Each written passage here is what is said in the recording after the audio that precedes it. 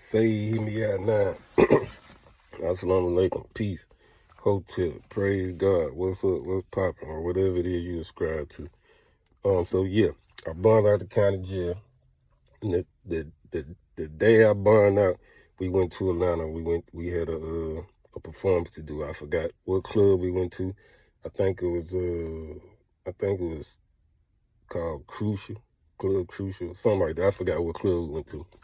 But yeah, straight bond out the county jail. I think my bond was like $30,000. My brother and them came and got me. I got charged with possession with intent to distribute, and we had like $6,000. So I know I left a lot of stuff out. That's why I'm gonna do it's probably gonna be 4 or 5 parts to this, because I know I had to piece it up.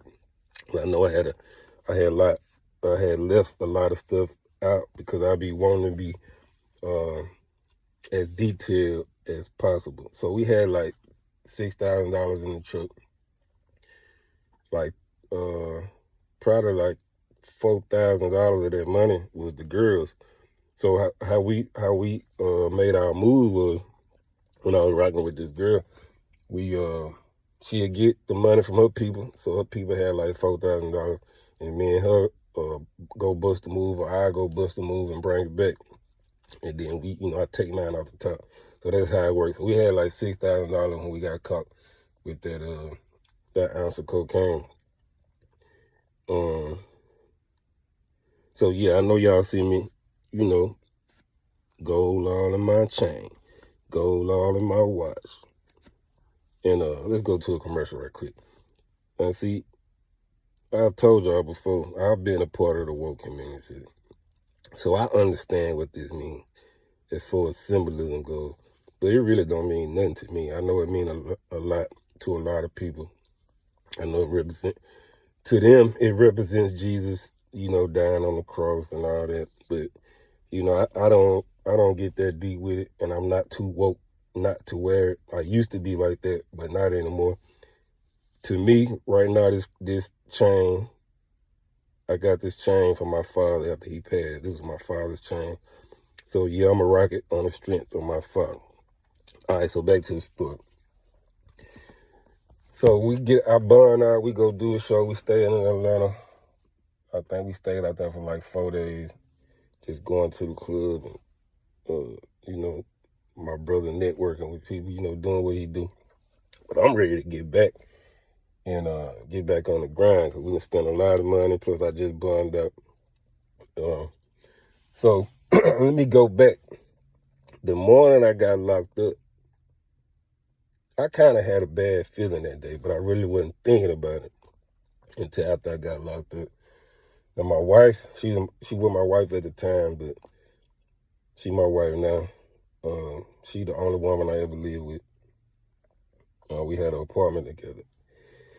She worked at the mall at the time. Now she had 2 jobs. My wife always been a go-getter, but she worked at the mall and she worked at a clinic. She worked at Journeys in the mall. I think my wife was like 23 at the time. She worked at Journeys in the mall,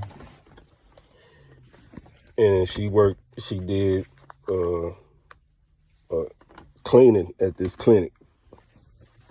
So before I left before she did. And, I just told her, I gave her a kiss and told her, say a prayer for me. And she was like, everything all right? I'm like, cool, I'm about to go make a move though. She was like, all right, be careful. And again, I kind of felt something, but I wasn't paying, I really wasn't paying it no attention.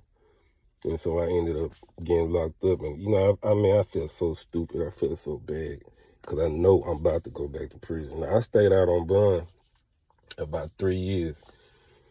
And this is why I'm gonna have to do like 4 or 5 parts to this, because within those 3 years, so much had happened.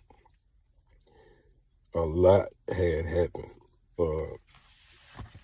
So we come back from Atlanta, we go through the same routine. Studio, getting to work, and shipping it out. And so I have to say this too. I said it was a drop at the time I caught the charge, which it was a drought on marijuana. I think this was like 2009, this was like 2011. And if those, if you was in the streets back then, it was a drought came through in 2011. It was a drought. I'm damn near everywhere. And the weed that was on the streets really wasn't no good. But anyway, it was a drought. But I'm telling the story trying to let y'all understand how I was in position to make these moves and to have this much work. We was plugged. Me and my brothers, he was plugged. So even though it's a drought, I still get the call. I still can make stuff happen because I network and I know people in the street. But I'm telling the story trying to let y'all know how I was in position to have all that work. So again, a lot of things transpired within those 3 years I was out on bond.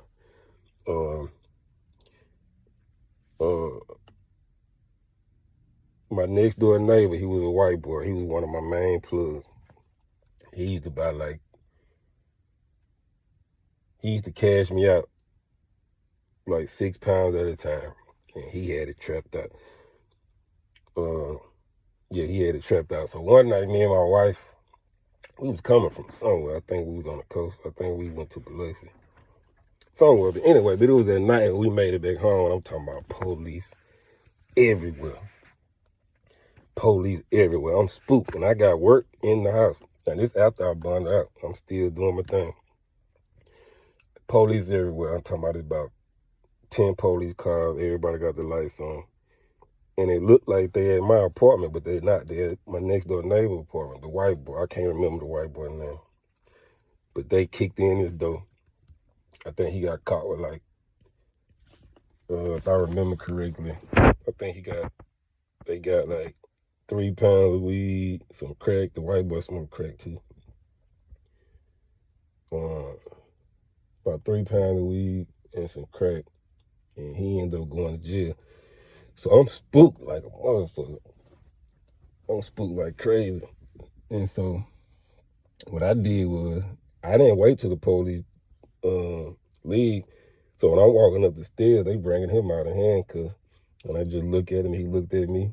I mean, he a solid white boy. He ain't say nothing. He ain't tell on me. But I'm spooked, so I went and got the work I had put in the ceiling. I think I had a a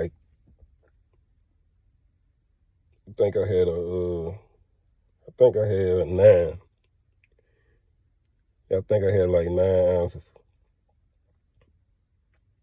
I think I had like 9 ounces of cocaine. And you know how me and my brothers operate. When the work come in, everybody get what they worth. And what I mean is, what I wasn't gonna get what I couldn't handle, if that makes sense. So at this time, my clientele on the weed was more than my clientele on the cocaine. So I wasn't getting no more than 9 ounces, sometimes just 4 ounces. And so anyway, I went in, and me and my wife, we went and got to work. And we had 2 vehicles at the time. And so no, we didn't have 2 vehicles. We only had 1 because I got caught in my truck in the expedition and they took the truck. So I called my brother. To tell us to his house so we can put the work up. So that's what we did. And it's just a lot of crazy things started happening within these 3 years I was bonded up. The plug got popped. I remember we was coming back from somewhere. I think we was in Baton Rouge. We had linked up with a lot of Baton Rouge cats who was going to the studio. And again, this is like 2011, 2012. We were going to the studio with these cats. You know, they were doing their thing in the streets too, and the music. I'm trying to think of their name. The head dude, he just got locked up. I'm not gonna call his name. But when I say the name of the movement, y'all gonna know who I'm talking about. They call themselves, they was rough and rugged. We used to go down there and go to their studio and go do shows with them in Baton Rouge. And I bullshit you not. My brother, my adopted brother, he the one, him and my little brother, they had been in the streets for so long selling dope while I was doing this time in prison. You know, they was real connected. So my brother, my adopted brother, he have seen NBA Youngboy, because he from the same area we was going to. But he was young, always had his shirt off, and he was just a little badass kid back then. And I promise you, if I can remember correctly, when we were doing these shows with Rough and Rugged, like we've been around some of the TBG members. So, and I remember exactly when Lil Boosie went to jail, because him and Fox, and I got a picture with Fox. I think I posted it. If I haven't, I'm gonna post it. Him and Fox was coming to do a show in Hattiesburg on the strength of my brother, my adopted brother, and I got a cousin in New York. He a club promoter. His name V.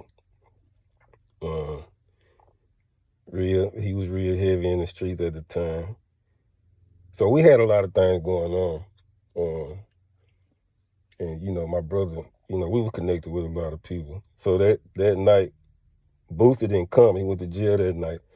And Fox came and did the show. The show didn't turn out too good.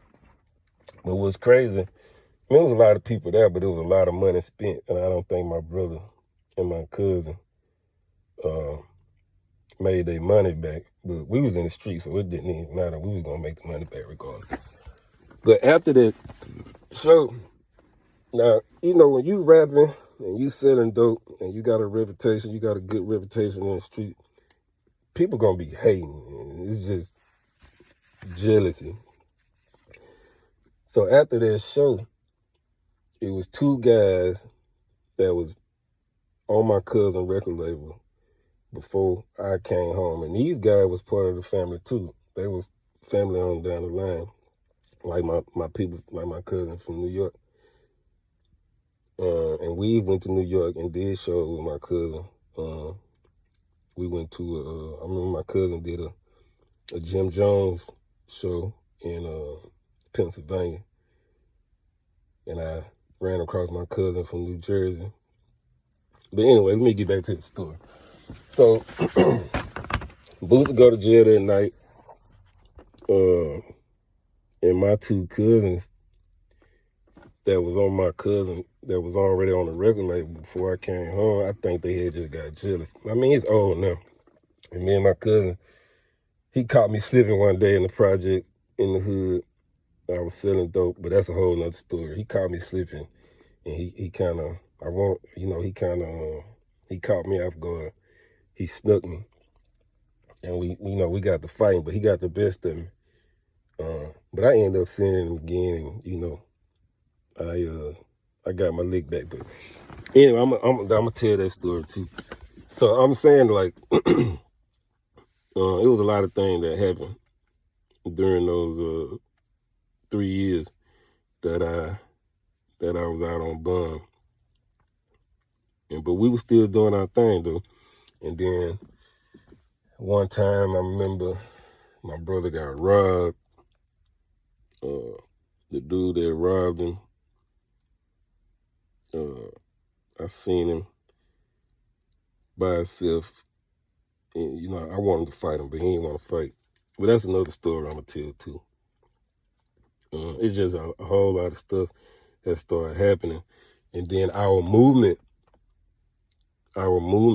started dying down. I started doing solo projects. I started promoting myself. We had our own studio, and our producer, the one I was telling you about in part one, he had started, his name started getting big, but our movement had started dying down because there was a lot of friction within the circle. Y'all already know how it go. And then my little brother, he ended up getting locked up. He got caught with 2 bricks. I think it was 2-3 bricks and about $40,000. So a lot of things started happening. So, but me and my brother, we was still doing our thing. Like I said, I started rapping and started promoting myself, but I was still going to my brother's studio. It was my brother's studio. And then, my wife went to the military. I ended up going to jail in Texas.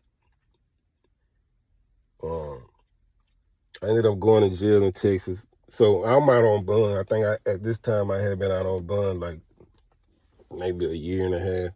My wife was in the military. She was in San Antonio, Texas. So I used to drive out there, 9-hour drive, probably twice a month. And this how I know that the same narcotic agents that caught me when I got set up